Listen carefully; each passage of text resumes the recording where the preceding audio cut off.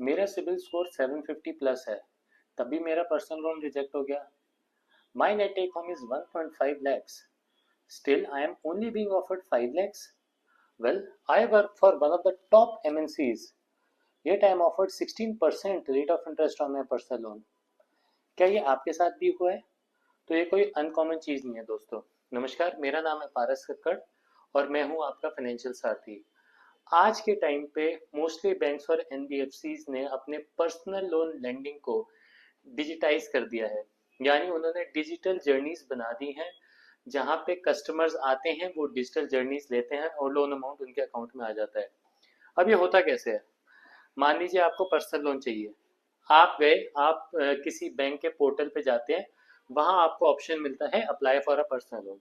आप जाते हैं, आप पर्सनल लोन के लिए अप्लाई करते हैं, कुछ अपना डेटा देते हैं, कुछ आपको ओटीपीज आती हैं, आपके आधार से लिंक्ड ओटीपीज आती हैं, और वहां से फिर आप पूरी डिजिटल जर्नीज जो है पूरी लेते हैं, और उसके बाद पर्सनल लोन डिसबर्स हो जाता है। साउंड्स गुड, 5 से 10 मिनट में आपके अकाउंट में पैसा आ गया। पर क्या आपने एक चीज नोटिस करी? क्या आपने उसका रेट ऑफ इंटरेस्ट देखा? क्या आपने ये देखा कि आपको लोन कितने टाइम के लिए मिल रहा है? क्या आपने ये देखा कि जितनी आपको लोन अमाउंट चाहिए, क्या उतनी लोन अमाउंट मिल रही है? शायद नहीं। सारी बातें आपके अनुकूल हो ऐसा जरूरी नहीं है, क्योंकि बैंक्स की पर्सनल लोन लेंडिंग में, डिजिटल लेंडिंग में एक चीज की कमी है, और वो है कस्टमाइजेशन। जब ये दोस्तों स्कोर कार्ड मॉडल्स बनते हैं, तो ये एक स्टैंडर्ड वे में बनाए जाते हैं, जिसमें बहुत सारे वेरिएबल्स को लिया जाता है, बहुत सारे पैरामीटर्स को लिया जाता है। जैसे कि आप किस सिटी से बिलोंग करते हैं, आपकी एज क्या है, आप किस कंपनी के लिए काम करते हैं, आपका सिविल स्कोर क्या है, आपकी रीपेमेंट हिस्ट्री कैसी रही है, आपने सिक्योर्ड लेंडिंग कितनी ली है, अनसिक्योर्ड लेंडिंग कितनी ली है, आपने क्रेडिट कार्ड्स कितने लिए हैं, और उसके बेसिस पे ये मशीन अपने कुछ एल्गोरिथम्स रन करती है और आपको लोन देती है। पर अगेन मैं वही बात कहूंगा कि आपके जो रिक्वायरमेंट है शायद वो पूरी ना हो, क्योंकि आपको मान लीजिए लोन चाहिए 7 साल का, आपको मिल रहा है 4 साल का, तो यहाँ पे गैप आ गया।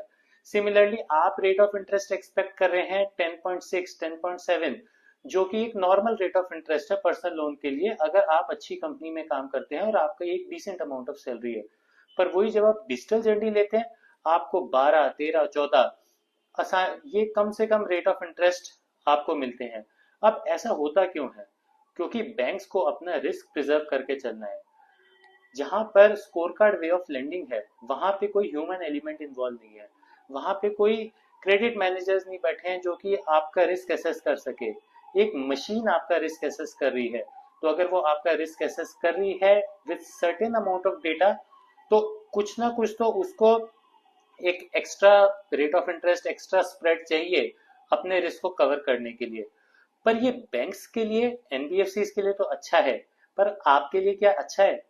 एज अ कंज्यूमर मैं चाहूंगा मेरे को बेस्ट रेट ऑफ इंटरेस्ट मिले, मेरे को अपनी मन मुताबिक लोन अमाउंट मिले, और अपने टेन्योर के हिसाब से मिले।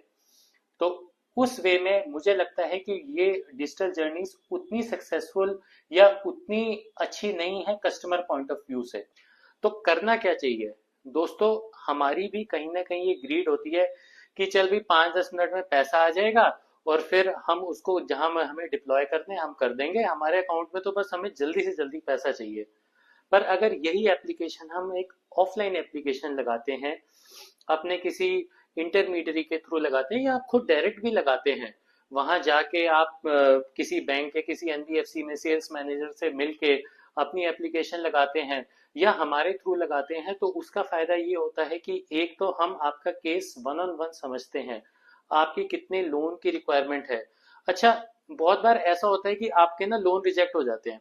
लोन क्यों रिजेक्ट होते हैं? क्योंकि डिजिटल जर्नियां हमने खूब ले रखी है, हमने ना इंक्वायरीज बहुत कर रखी हैं। दोस्तों आपको पता है कि जब आप सिबिल में एक्स्ट्रा इंक्वायरियां करते हो तो भी आपका लोन रिजेक्ट हो जाता है, भले ही आपका सिबिल स्कोर कितना अच्छा क्यों ना हो, आपकी सैलरी कितनी अच्छी ना हो।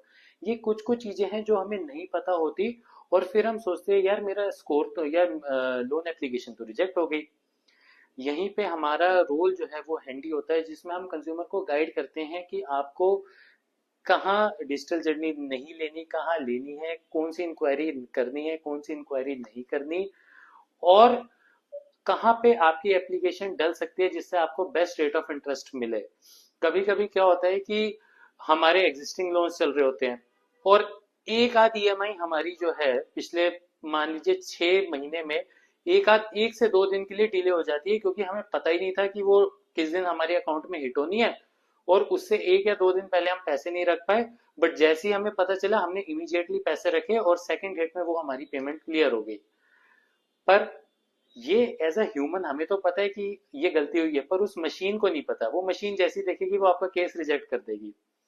इसलिए ऑफलाइन एप्लीकेशंस ज्यादा इफेक्टिव हैं। और जहां तक स्पीड की बात है, आजकल offline applications log in to disbursal 1 दिन में हो जाती है। आप मॉर्निंग में अपनी फाइल दीजिए, दिन तक आपको डिसीजन आ जाएगा, आपके शाम तक आपके बैंक अकाउंट में पैसे आ जाएंगे। तो चाहे आप इंडिया के किसी भी पार्ट में रहते हो, whether you are staying in Jammu और you are staying in Kanyakumari, आप हमें रीच आउट कर सकते हैं for all your personal loan requirements, आपकी applications, and we will ensure कि आपकी फाइल बेस्ट जगह लगे, so that you get the best deal overall in terms of rate of interest, in terms of आपका loan tenure, और in terms of आपकी loan amount. आशा करता हूँ ये वीडियो आपके लिए अच्छी रही होगी। आप मुझे रीच आउट कर सकते हैं, मेरी कॉन्टैक्ट डिटेल्स आपको डिस्क्रिप्शन में मिल जाएगी। थैंक यू एंड नमस्कार।